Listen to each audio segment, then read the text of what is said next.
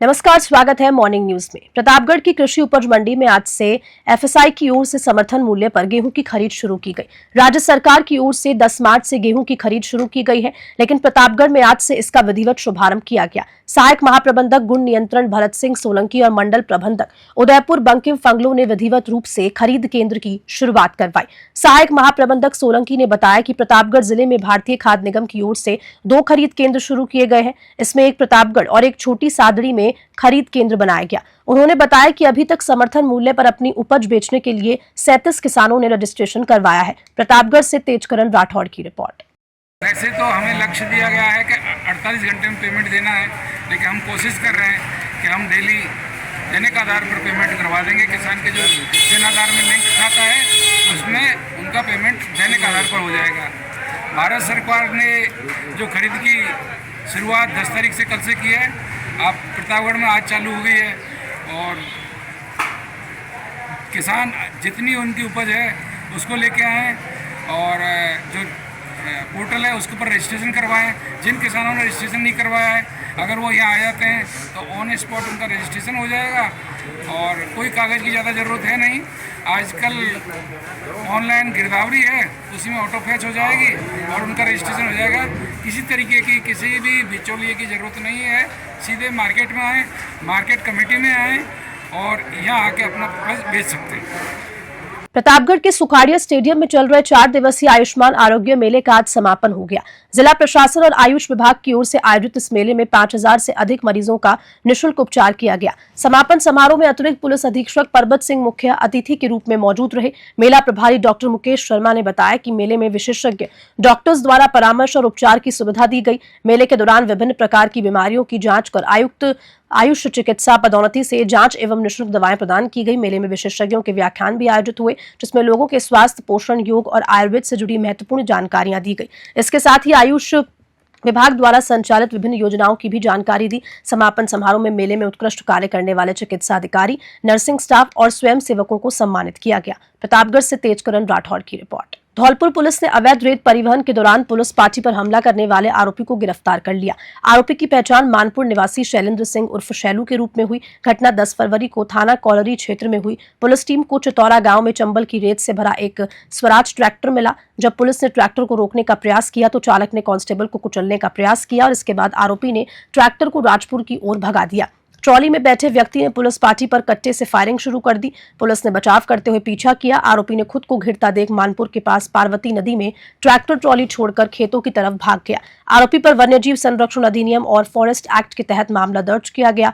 Police आरोपी से पूछताछ कर रही है। धौलपुर से संजय कसाना की रिपोर्ट। सवाई माधोपुर जिले की मित्रपुरा थाना परिसर में मंगलवार को होली पर्व को लेकर शांति समिति की बैठक आयोजित की गई। इस बैठक में हिंदू मुस्लिम दोनों समुदाय के लोग मौजूद रहे। थानाधिकारी नरेश पोशवाल ने सभी सदस्यों से अपील करते हुए कहा कि इस बार 14 मार्च को धुलंडी और जुम्मे की नमाज एक ही दिन है। इस दौरान सभी से धुलंडी व रमजान के जुमे को शांतिपूर्वक भाईचारे से मनाने को लेकर अपील की गई। साथ ही असामाजिक तत्वों और हुड़दंगियों के संबंध में पुलिस को सूचना देकर सहयोग की भी अपील की। बैठक में पूर्व सरपंच दामोदर बिंदल, पूर्व बीजेपी किसान मोर्चा जिला अध्यक्ष लक्ष्मी नारायण चौधरी, सीएलजी सदस्य, पुलिस मित्र, महिला सुरक्षा सखी और व्यापारी संगठन के प्रतिनिधि मौजूद रहे। सवाई माधोपुर से राकेश चौधरी की रिपोर्ट। खेड़ली थाना क्षेत्र के गाँव अगराया निवासी एवं सालवाड़ी गांव निवासी 2 मोटरसाइकिल सवारों की मोटरसाइकिल आपस में आमने सामने से टकरा गई, जिसमें दोनों मोटरसाइकिल सवार गंभीर रूप से घायल हो गए, जिन्हें 108 एम्बुलेंस की मदद से खेड़ली उपजिला अस्पताल लाया गया, जहां दोनों की हालत गंभीर होने पर हायर सेंटर रेफर किया, जिसमें अंकित नामक युवक की हालत अधिक चिंताजनक होने पर आईसीयू में भर्ती कराया गया। अगरिया निवासी नेमराज यादव को भी हायर सेंटर भेजा गया। ये घटना खेड़ली से कालवाड़ी रोड की है, जहां दोनों मोटरसाइकिल में भिड़ंत हो गई। उपजिला अस्पताल के डॉक्टर लखन मांड्या ने इस बारे में क्या कुछ कहा, देखिए इस रिपोर्ट में। अभी कोई एक्सीडेंट का मामला है, इस संबंध में थोड़ी जानकारी से अवगत कराएं। देखिए ऐसा है, 2 आदमी थे, युवाई थे दोनों, नेमराज और अंकित नाम के। दोनों बाइक पे आपस में भिड़ंत हुई है उनकी अच्छी खासी, जिसमें से एक की हालत तो बहुत ही गंभीर है। नेमराज तो फिर भी लग रहा है कि मतलब उसकी तो हार्ट फ्रैक्चर वगैरह है ही, लेकिन साथ में जो दूसरा अंकित है उसकी हालत बहुत गंभीर है। उसकी अभी तो गैस्ट्रिक में आया था हमारे पास, हमने प्राइमरी इमरजेंसी ट्रीटमेंट देखी है, उसको हायर सेंटर के लिए रेफर कर दिया है। हालांकि देखते हैं क्या होता है, बाकी अभी उसकी हालत बहुत गंभीर है। आपका शुभ नाम?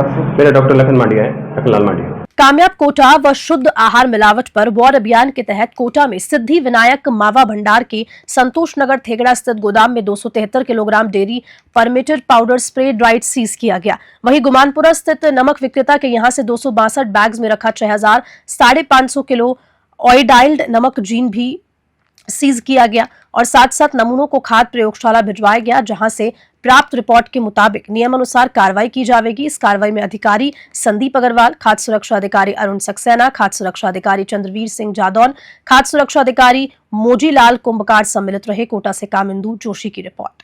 भरतपुर में न्याय की गुहार लगाने के लिए एक दिव्यांग विधवा महिला अपनी बेटी और दिव्यांग सोसाइटी के सदस्यों के साथ पुलिस अधीक्षक कार्यालय पहुंची। महिला ने विजय भारती पुत्र बच्चू सिंह, विश्वेंद्र, हनुमान सिंह और जीतू समेत अपने ही परिजनों पर मारपीट और बेटी संग अभद्रता के गंभीर आरोप लगाए। पीड़िता का कहना है कि थाना पुलिस उसकी शिकायत दर्ज नहीं कर रही है, जिससे उसे इंसाफ नहीं मिल पा रहा। धरने के दौरान दिव्यांग सोसाइटी के सदस्यों ने भी प्रशासन से निष्पक्ष कार्रवाई की मांग उठाई। भरतपुर से सोहन सिंह योगी की रिपोर्ट। बाहर धरने में बैठी हुई हैं, आपकी बेटी भी आपके साथ है, विस्तार से बताइए आखिर आपके जो घर वाले हैं वो आपके साथ क्या कर रहे हैं और जो मारपीट की है उसके बारे में बताइए। मेरे साथ घर वाले सर बहुत बुरा कर रहे हैं, मेरे साथ बहुत बुरा अन्याय कर रहे हैं। 1 साल हो गया, 1 साल से ऐसे आए दिन वारदात करते रहते हैं और मेरी बेटी को और मुझको 9 तारीख को इतना पीटा है। हम भरतपुर आए थे दिखाने, वहाँ से गए थे तो रास्ते में आके और उन्होंने इतना पीटा है। उसका साला था एक और उस 2 चाचा के लड़के थे और एक मेरा भाई था। उसने जूतों से मुझ में ठोकर दे और उसने साले ने लठ तोड़े मेरे ऊपर, उसके निशानों के आपको पता है और फोटो है मेरे पास। इतना पीटा है मुझे होश नहीं रहा। फिर झाड़ियों में घसीट के लेके 3 लोग मुझे मोटरसाइकिल पे बैठा के ले गए जबरन से। चल लंगड़ी, तू तो लंगड़ी है और हम तुझे अब घर जाके और सुधारेंगे।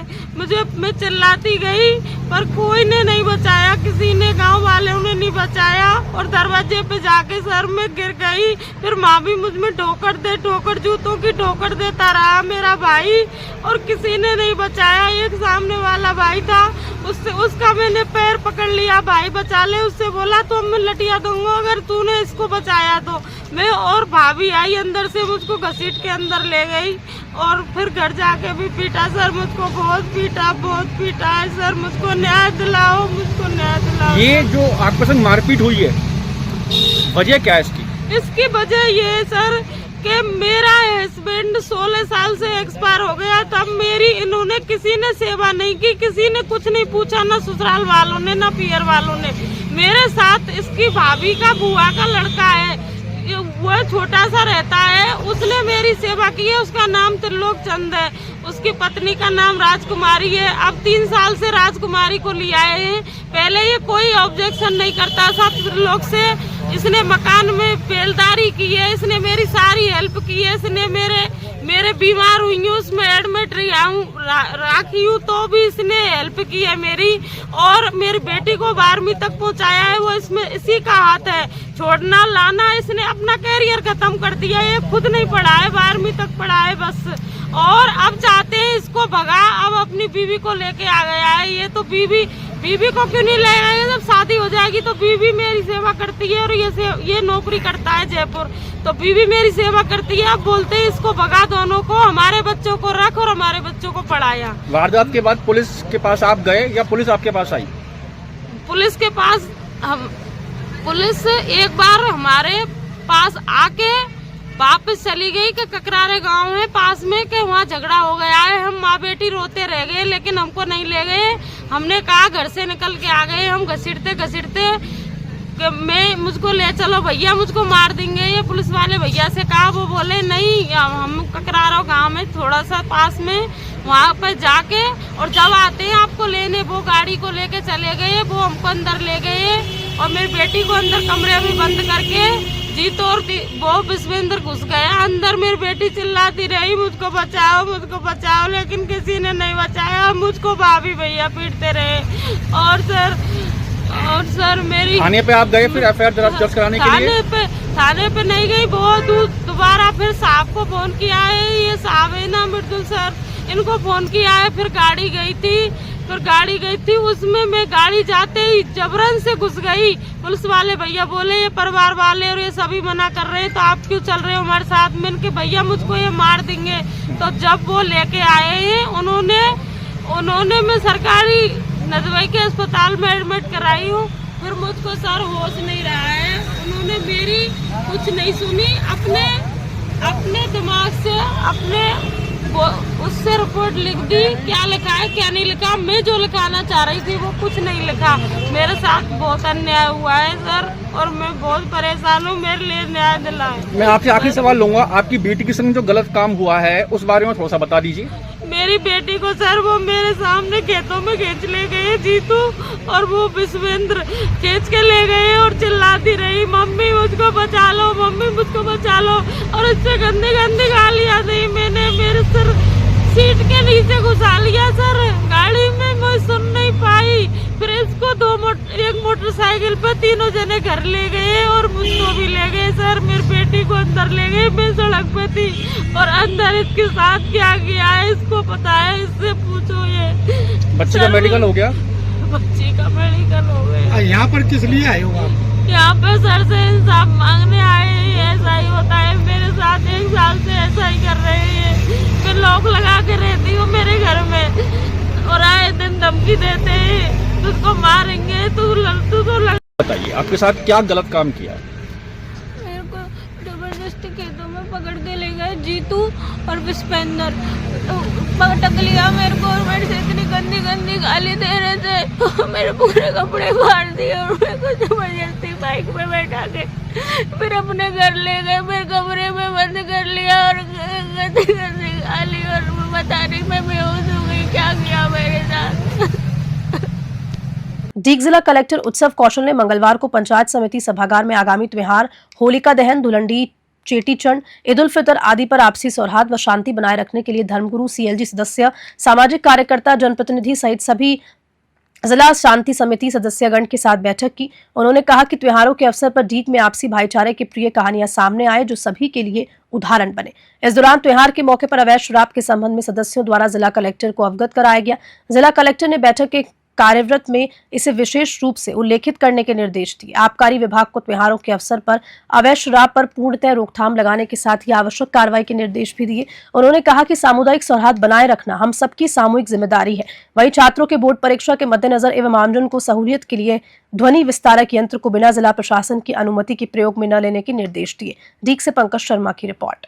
विजयनगर पुलिस थाने में आगामी होली पर्व के मद्देनजर सीएलजी बैठक ब्यावर एसपी श्याम सिंह की अध्यक्षता में आयोजित की गई। इस बैठक का उद्देश्य त्योहार के दौरान शांति एवं कानून व्यवस्था सुनिश्चित करना है। बैठक में पुलिस अधिकारियों ने सीएलजी सदस्यों के साथ संवाद किया और सुरक्षा संबंधी तैयारियों पर चर्चा की। बैठक में सीओ ग्रामीण सज्जन सिंह, थाना प्रभारी करण सिंह सहित सीएलजी मेंबर उपस्थित रहे। बता दें कि हाल ही में हुए घटनाक्रम के बाद विजयनगर संवेदनशील क्षेत्र की श्रेणी में आ चुका है।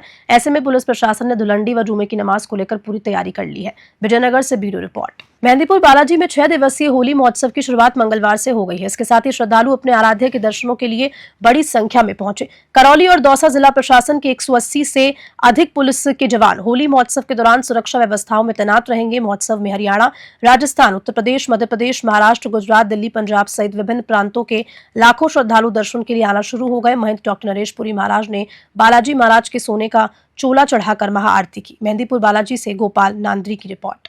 स्कूल एजुकेशन वेलफेयर एसोसिएशन के प्रतिनिधि मंडल ने प्रदेश अध्यक्ष कोडाराम भादु के नेतृत्व में शिक्षा निर्देशक माध्यमिक शिक्षा आशीष मोदी को ज्ञापन दिया और आरटीआई भुगतान शीघ्र करने एवं पुस्तकों की राशि डीबीटी नहीं करके विद्यालय के खाते में ही जमा करवाने की मांग की। संगठन के मीडिया प्रभारी शैलेश भदानी ने बताया कि संगठन द्वारा शिक्षा निर्देशक को सौंपे ज्ञापन में कहा गया कि पुस्तकों का पैसा डीबीटी के जरिए खाते में डालना उचित नहीं है, क्योंकि इसका भुगतान स्कूलें जुलाई से कर चुकी हैं। वहीं अपार आईडी को लेकर भी स्कूल संचालकों से गहरा रोष व्याप्त है। अपार आईडी विद्यार्थी की शैक्षणिक पहचान का दस्तावेज है और ये स्वैच्छिक है, अनिवार्य नहीं है। इसे लेकर प्रदेश के गैर सरकारी स्कूलों में गहरा संतोष व्याप्त है। शिक्षा निर्देशक को ज्ञापन देने के बाद गैर सरकारी स्कूल संचालकों की बैठक सेवा संगठन के प्रदेश कार्यालय में हुई। बैठक में निर्णय लिया गया कि यदि समस्याओं का समय रहते समाधान नहीं किया तो होली के बाद विभाग और सरकार का ध्यान आकर्षित करने के लिए प्रदेशव्यापी आंदोलन चलाया जाएगा।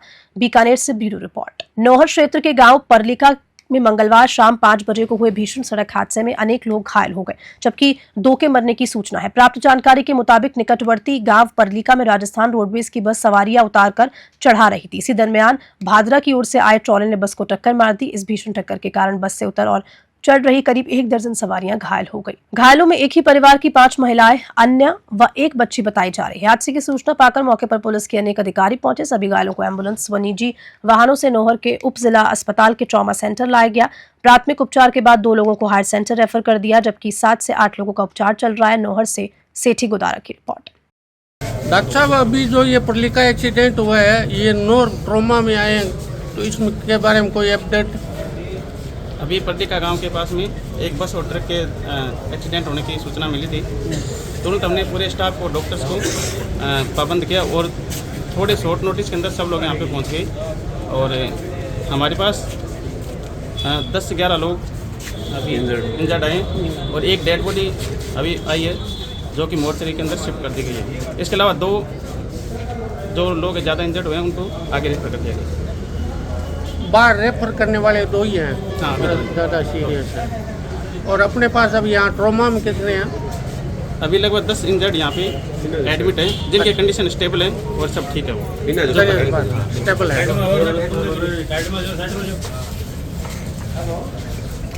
हाँ, क्या ग्राम हो रहा था?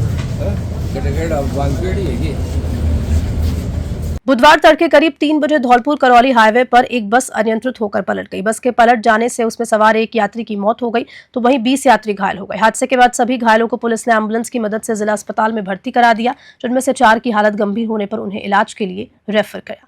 प्रमुख चिकित्सा अधिकारी डॉक्टर विजय सिंह ने बताया कि बस उत्तर प्रदेश के औरैया जिले के नगला बिगौरा गांव से मेहंदीपुर बालाजी जा रही थी। इसी दौरान बिजौली के पास बस के ड्राइवर को नींद आ गई और जिसके संतुलन उसने खो दिया और बस अनियंत्रित होकर पलट गई। मौके पर पहुंची पुलिस ने बचाव और राहत कार्य चलाते हुए घायलों को जिला अस्पताल पहुंचाया, जहां इमरजेंसी में तैनात ड्यूटी डॉक्टर ने एक यात्री सत्यदेव सिंह को मृत घोषित करते हुए उसके शव को जिला अस्पताल की मोर्चरी में रखवाया। वहीं 20 घायलों का जिला अस्पताल में इलाज किया जा रहा है। धौलपुर से संजय कसाना की रिपोर्ट। और इसी खबर के साथ बुलेटिन में इतना ही। नमस्कार।